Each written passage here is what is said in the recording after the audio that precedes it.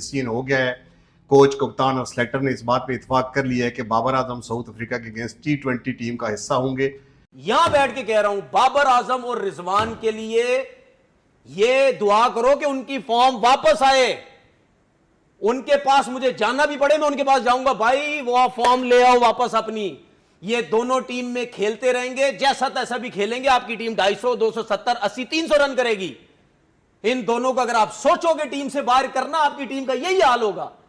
इन दोनों को हटाओ। क्या आपके पास पाकिस्तान टीम की क्रीम खेल रही है, आपकी क्रीम खेल रही है आपकी। इन दोनों को हटाने के बाद क्या नजर आ रहा है आपको? मैं पागल नहीं हूं भाई, क्रिकेट खेली हमने भी। मुझे पता है कि इन दोनों की फॉर्म नहीं है, इस वजह से आपकी बैटिंग स्ट्रगल कर रही है।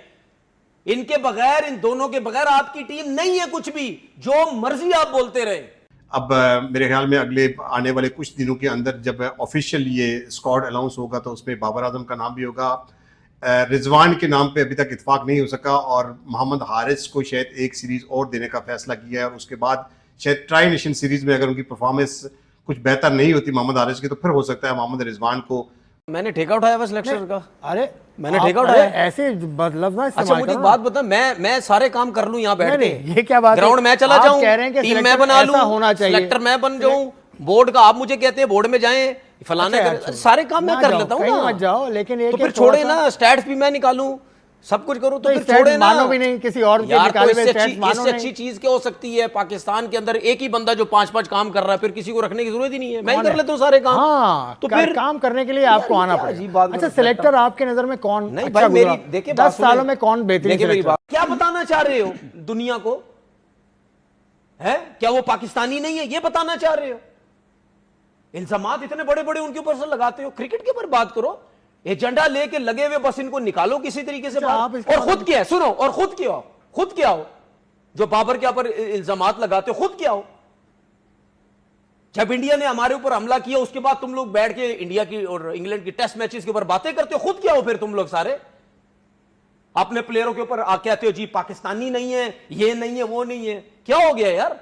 प्लेयर है भाई, आउट ऑफ फॉर्म ही है ना, क्या हो गया? इतने बड़े बड़े इल्जाम क्यों लगा रहे? स्क्वाड में शामिल किया जाए, लेकिन फिलहाल अब तक जो डिसीजन हुआ है वो बाबर आजम के बारे में हुआ है कि बाबर आजम साउथ अफ्रीका के अगेंस्ट T20 सीरीज जो है उसमें वो हिस्सा लेंगे।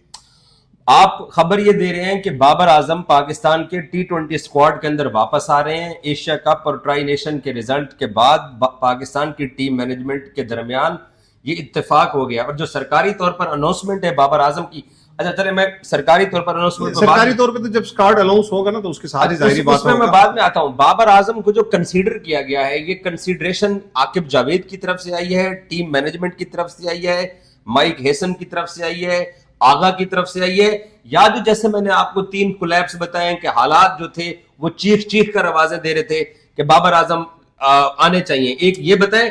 और इसके साथ दूसरे सवाल का ये भी जवाब दें कि बाबर आजम किस पोजीशन पर खेलने के लिए आएंगे? अगर मतलब चांसेस तो है ऑलमोस्ट 90% के वापस आ रहे हैं। देखिए, हालात ने मेरे ख्याल में मजबूर किया है ये स्टेप लेने के लिए, वो चाहे सिलेक्टर हो, चाहे कोच हो, या चाहे कप्तान की, क्योंकि जो क्लैप्स हुए बैटिंग में, वो टेस्ट सीरीज में भी आपने देख लिया, वो T20 में भी हमारे हुए, वो ट्राई नेशन सीरीज में भी हुए। तो उसके बाद बहुत ज्यादा आवाजें उठना शुरू हो गई थी और खुद मेरे ख्याल में सिलेक्शन कमेटी के पास अब इस चीज का कोई जवाब तो होगा नहीं, क्योंकि ऐसी कोई परफॉर्मेंस बाबर आजम ने दी नहीं जिसकी बेसिस पे हम कहें कि वो T20 में कम बैक कर रहे हैं। जो खराब खेल पेश किया मेरे ख्याल में ट्राई नेशन सीरीज और एशिया कप में हमारे बैटर्स ने, उसकी वजह से बाबर आजम की वापसी के दरवाजे जो है वो खुले हैं। और दूसरा सवाल आपका यह है कि किस पोजीशन पे खेलेंगे, तो मेरे ख्याल में 1 डाउन, क्योंकि आपके साइम अयूब जो है उसको तो ड्रॉप करने का मेरे ख्याल में सिलेक्टर और कप्तान आपके सोच नहीं रहे हैं। तो मुझे ये लगता है कि नंबर 4 पे जो हमने ट्राई किया था फखर जमान को ओपन पे, मुझे लगता है कि वो नंबर 4 पे चले जाएंगे और बाबर आजम जो है वो 1 डाउन पोजीशन पे ही बैटिंग करेंगे। और मुझे लगता है कि इन विकेट्स के ऊपर, चूंकि ये जो मैचेस ये पाकिस्तान में होने जा रहे हैं, यहाँ पे आपका साइम अयूब और साहबजादा फरहानी ओपन करेंगे। साहबजादा ओपनर होंगे डेफिनेटली, उसका तो स्लॉट है क्योंकि वो बुमराह को जैसे खेला हुआ है। तो साइम अयूब को एक और चांस मिल रहा है।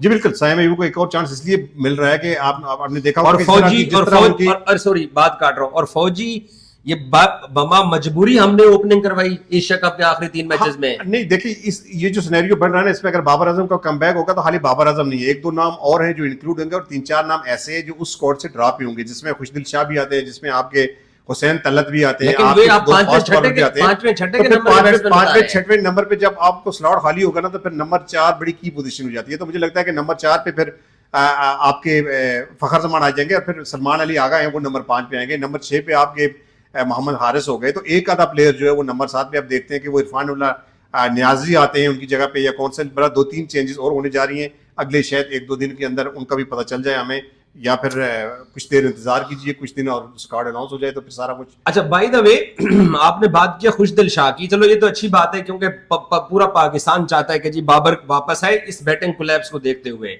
और T20s के अंदर भी ये हमारी विश है कि अगर वो वापस आते हैं तो जो उससे तवक्कुआत वाबस्ता की जा रही है वो उन तवक्कुआत पे पूरा उतरे। ये ना हो कि पक्की मोहर लग जाए T20 में, वर्ल्ड कप की वापसी के दरवाजे भी बंद हो जाए अगर उसको ये होम ग्राउंड पे T20 मैचेस मिलने जा रहे हैं। ये हमारी उसके लिए दुआ है और हमने इस पे बात पहले भी की है। लेकिन खुशदिल शाह का क्या कसूर है भैया?